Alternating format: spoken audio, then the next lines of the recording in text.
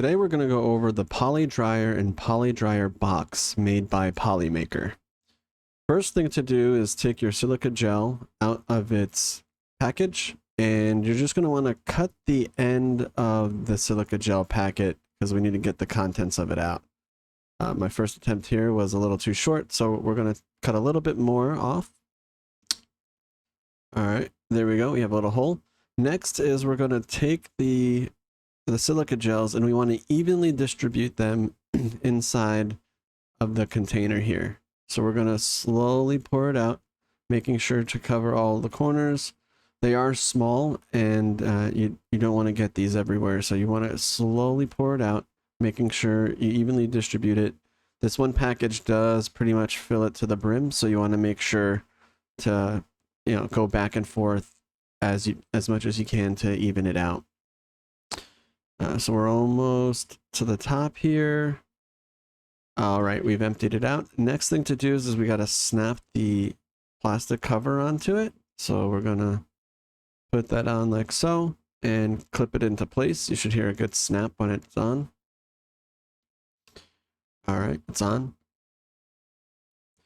The next thing we want to do is snap our display into the case. When I did this, I accidentally forgot to pull the tab off to activate the battery. So if you do, no need to worry. You can always just reach back to grab the tab, and that's what we're going to do right here. And you can see it's very easy to pull the tab out at an angle, and then once that's out, the battery is now going to be activated. After we've activated the battery, we're going to grab our spool and we're going to feed some filament through the tiny hole that's provided.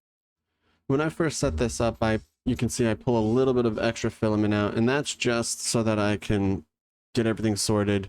Before I run this on the dryer, I will dial back the filament that's exposed so that I can maximize the amount of filament that I'm going to dry. In order to dry, we need to pop off these stands on the bottom.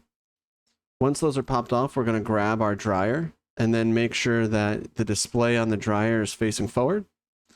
And then we're going to pop it on. It should fit pretty snugly. You just give it a good, snug test, make sure that it's on.